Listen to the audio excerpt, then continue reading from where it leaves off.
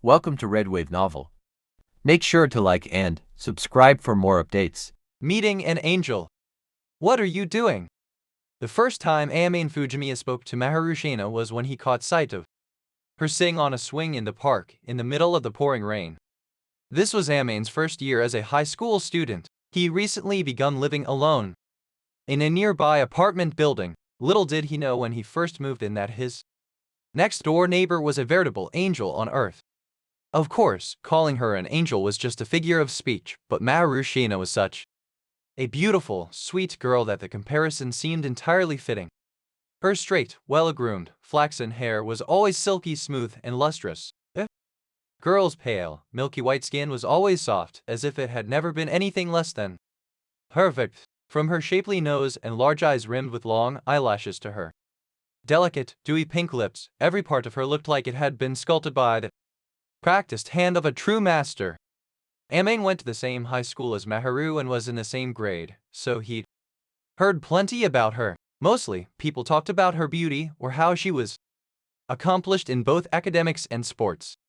As it happened, Maharu always got the top score on exams and was a real ace in gym class too. Ame was in a different class, so he didn't know all the details, but if the rumors were anything to judge by, Maharu was some kind of superhuman being.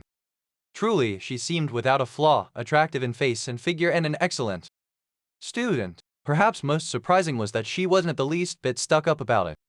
With her quiet, modest personality, it was no wonder she was so popular.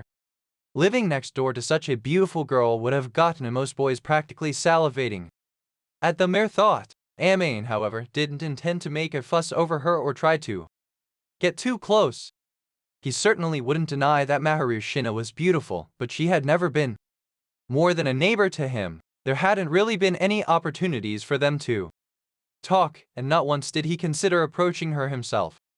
If they did somehow become involved in some fashion, it would definitely make a lot of other boys jealous, and that'd be trouble. Ame knew it was better to remain amicable next-door neighbors and avoid the wrath of her other admirers. It was possible to appreciate a charming girl without falling in love with her, after all. Ame recognized that Maharu was the kind of girl best cherished from afar and had contented himself with existing in her life as only her neighbor.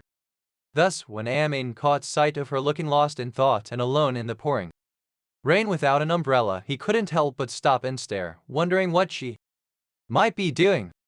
The downpour was heavy enough to send most everyone else scurrying home, but there she was, sitting all by herself on a swing in the park between their school and their apartment building. What is she doing in the rain? Ame wondered. Everything was gloomy beneath the darkened sky, and the rain, relentless since that morning, only made it even more difficult to see. Maru's conspicuous flaxen hair and her school uniform made it impossible to miss her, however, even veiled by the dismal weather. Ame did not know why she was sitting there without an umbrella, letting herself get soaked. Maharu didn't appear to be waiting for someone, nor did she seem at all concerned by the rain. As far as Ame could tell, Maharu was simply staring off into the distance. Her face was tilted slightly upward, and though she was always pale, her complexion appeared downright pallid. If she wasn't careful, she was sure to catch a cold, but even so, Maharu sat there quietly, not making any move to head home.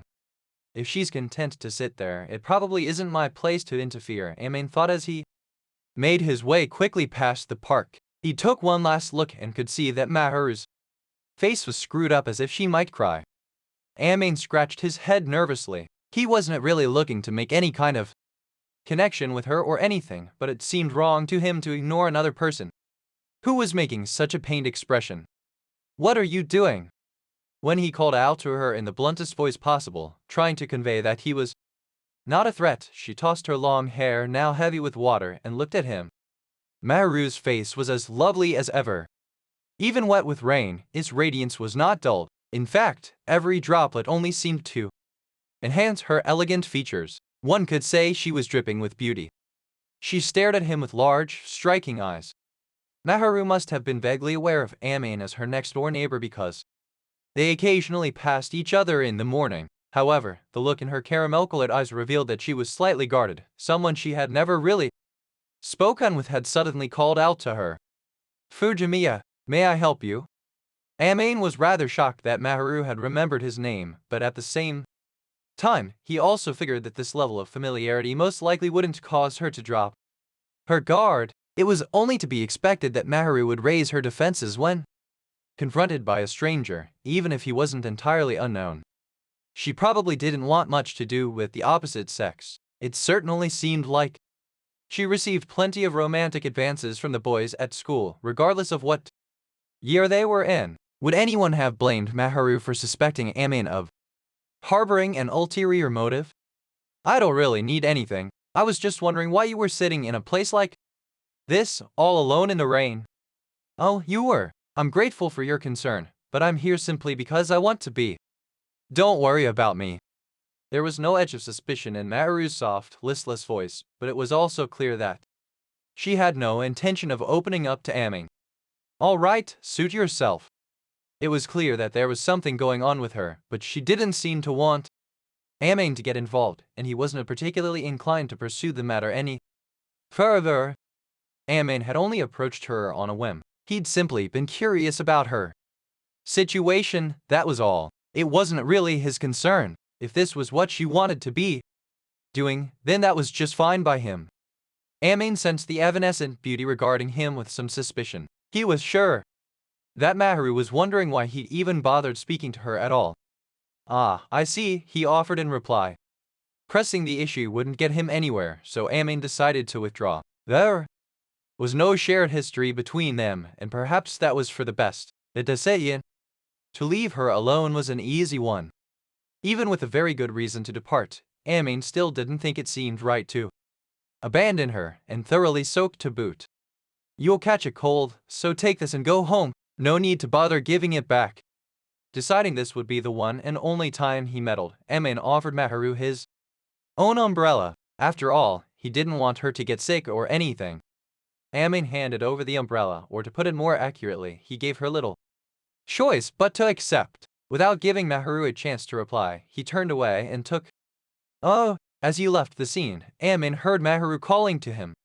Whatever she was trying to say was too quiet and became drowned out by the rain. Amain didn't stop or turn around until the park was well behind him.